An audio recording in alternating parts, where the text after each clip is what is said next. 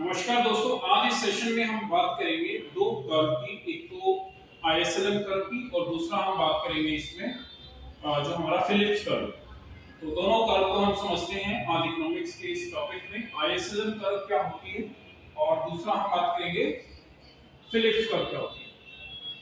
तो दोनों को बारी बारी समझते हैं। आईएसएलएम कर्व और फिलिप्स कर्व। पहले हम फिलिप्स कर्व को समझ लेते हैं।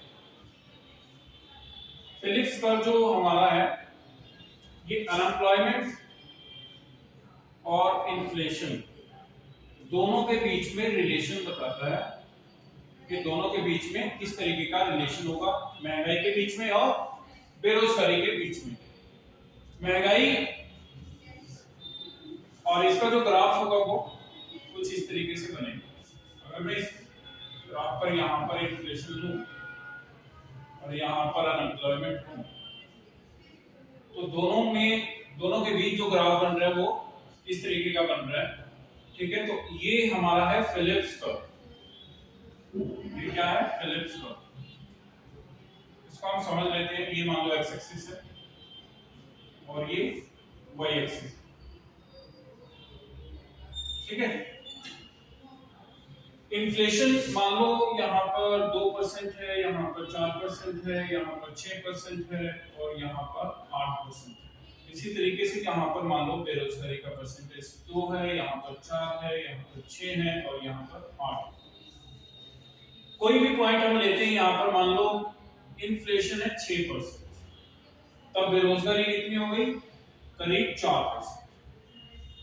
बेरोजगारी कितनी हो गई इस पॉइंट पर? 4%। और महंगाई कितनी है यहाँ पर? 6%। अगर महंगाई बढ़ेगी 8% हो जाएगी तो बेरोजगारी क्या होगी? कम हो जाएगी। मतलब 4 से ये करीब 2 के आसपास आ गई। ठीक है, कब? जब महंगाई 6 से 8 होगी। मतलब 6% से 8% जब हो जाएगी, 6 to 8 महंगाई, तो बेरोजगारी क्या है? कम हो रही है। अब इस क्यों हो रही है इसको समझते हैं। आपको एक एग्जांपल देता हूं। मान लो एक मदर डेयरी का दूध है। मदर डेयरी जो दूध वगैरह आता है, यहां पर मान लो एक शॉप है मदर डेयरी की और ये एक पैकेट, इसका मान लो एक पैकेट 20 रुपए का आ रहा है। ठीक है, और मान लो हजारों पैकेट यहां पर सेल हो रहे हैं, 1000 पैकेट पर डे। एक पैकेट अगर 20 रुपए का आ रहा है और महंगाई की वजह से नेक्स्ट डे ये पैकेट 25 रुपीस का हो जाए, या अगर ये 25 रुपीस का हो जाए तो क्या होगा? यहां पर जो सेल कर रहा है ये प्रोडक्ट, तो उसका जो प्रॉफिट है वो बढ़ जाएगा। उसका क्या बढ़ जाएगा? प्रॉफिट मार्जिन बढ़ जाएगा। जब प्रोडक्ट के प्राइस बढ़ते हैं तो उसका प्रॉफिट मार्जिन बढ़ जाएगा। अगर इसको मान लो पर डे 2000 का बेनिफिट हो रहा था तो अब इसको जो प्रॉफिट है वो करीब करीब 5000 का होगा। और जब इसका प्रॉफिट मार्जिन बढ़ेगा तो हो सकता है आने वाले टाइम में फिर ये एक और मदर डेयरी का बुक जो है वो यहाँ पर खरीदेगा। ठीक है, एक और शॉप खोल लेगा तो वहां पर किसी को रोजगार देगा, तो यहाँ पर एक दो लोगों को और रोजगार मिलने की संभावना हो जाएगी। ये कब हुआ? जब इन्फ्लेशन धीरे धीरे बढ़ा। जब इन्फ्लेशन धीरे धीरे बढ़ता है तो इसका मतलब है बेरोजगारी कम होती है और रोजगार जो है धीरे धीरे बढ़ रहा है। अगर महंगाई एक सीमित सीमा से पार कर जाए, मान लो ये कोई ऐसी गुड्स है जो बहुत ज्यादा नेसेसरी आइटम नहीं है, ठीक है, और उसमें अगर प्राइसेस बहुत ज्यादा बढ़ जाएंगे तो फिर उस प्रोडक्ट को खरीदेगा नहीं, उस प्रोडक्ट को कोई खरीदेगा नहीं। और जब प्रोडक्ट को खरीदेगा ही नहीं तो जो लोग पहले से काम पर हैं वो लोगों को काम छोड़ना पड़ जाएगा। ठीक है, ऐसे बहुत सारे एग्जांपल्स हैं। जैसे मान लो ये फैन है, ठीक है, पंखा जो ऊपर लगा हुआ है। अगर इस फैन का प्राइस मान लो ये है, फैन किसी कंपनी का क्रम्पटन का है मान लो, ठीक है, और ये क्रम्पटन का फैन 3 पंखुड़ी वाला ये अभी आ रहा है मान लो 1500 का, और इसका प्राइस एकदम से इंक्रीज होकर के 15000 हो जाए तो फिर क्या होगा? लोग इस प्रोडक्ट को परचेज नहीं करेंगे, लोग दूसरे प्रोडक्ट को परचेज करेंगे, या तो उषा का खरीदेंगे या हेवल्स का खरीदेंगे या फिर और जितने भी कंपनी है उनका फैन खरीदेंगे।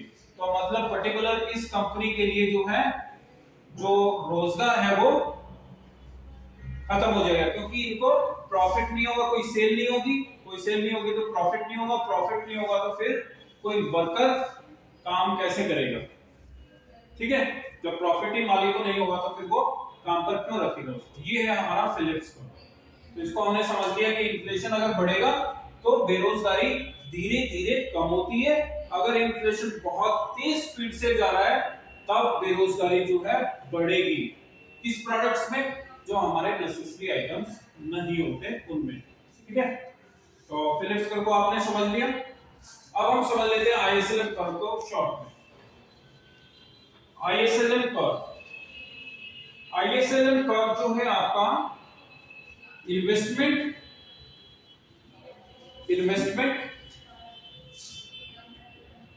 या फिर कहें इंटरेस्ट और सेविंग। ठीक है, इंटरेस्ट और सेविंग कहें, या यहां पर एलएन का मतलब है liquidity preference for money, liquidity preference for money. ठीक है, और आईएस का मतलब है इन्वेस्टमेंट एंड स्पेंडिंग कह सकते हैं, या फिर हम कहें इंटरेस्ट और आउटपुट के बीच में जो रिलेशन हम लेते हैं आईएस कर्व में, आईएस कर्व के अंदर इंटरेस्ट और आउटपुट के बीच में, आउटपुट मतलब प्रोडक्शन, जो रिलेशन होता है वो डाउनवर्ड स्लोपिंग होता है, ये होता है हमारा आईएस कर्व। ठीक है, इसी तरीके से एलएन कर्व जब हम लेंगे तो हमारा कर्व बनता है ये अपवर्ड स्लोपिंग, और ये भी इसके बीच में होगा इंटरेस्ट और यहां पर आउटपुट लेंगे, और ये एलएन कर्व है मतलब लिक्विडिटी ऑफ मनी अगर बढ़ रहा है तो फिर ये इंटरेस्ट और इसके बीच में रिलेशनशिप होगा वो अपवर्ड स्लोपिंग होगा। अगर दोनों को कंबाइन कर देंगे आईएस कर्व को और एलएन कर्व को तो हमें एक इक्विलिब्रियम मिल जाता है इस तरीके से। एक ये पॉइंट मिलेगा जिसको हम कहेंगे इक्विलिब्रियम, जिस पर इंटरेस्ट, एक फिक्स इंटरेस्ट का हमें पता चल जाएगा और यहां से हमें आउटपुट का पता चल जाएगा कि उस पर कितना आउटपुट रहेगा।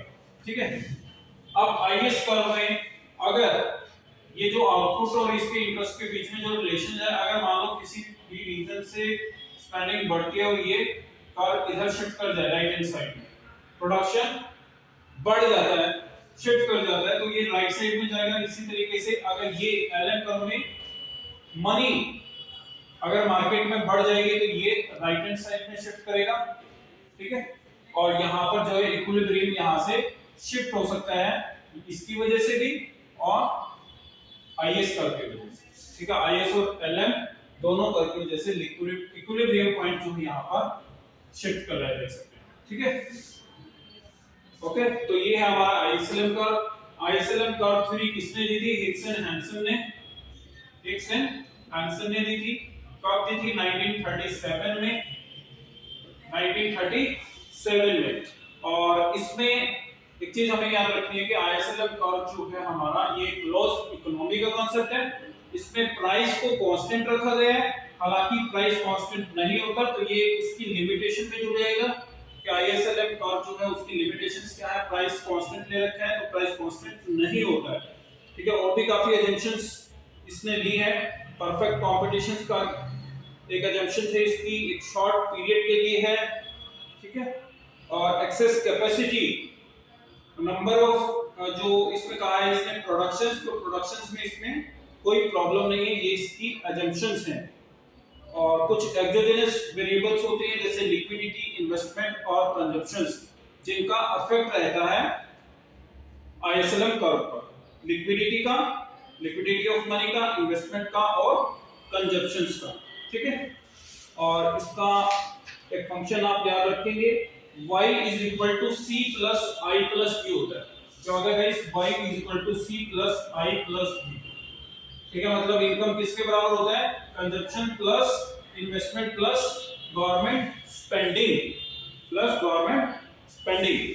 तो ये हमारा रिलेशन है, ठीक है।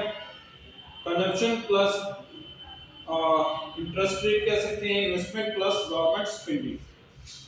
Thank you so much. और आपका कोई भी डाउट है तो आप पूछ सकते हैं।